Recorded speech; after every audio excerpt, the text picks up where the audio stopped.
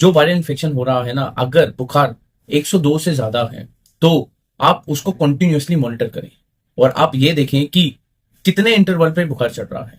आप मेडिकेशन ले सकते हैं। जो छोटे बच्चे हैं उनके लिए तो होता है सिरप्स।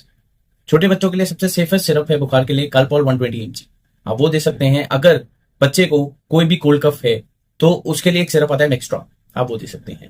एकदम से एंटीबायोटिक शुरू करना सही नहीं है। अगर बुखार 104 डिग्री तक जा रहा है तो एक मेफ्टाल पी सिरप आता है, आप छोटे बच्चों को वो भी दे सकते हैं।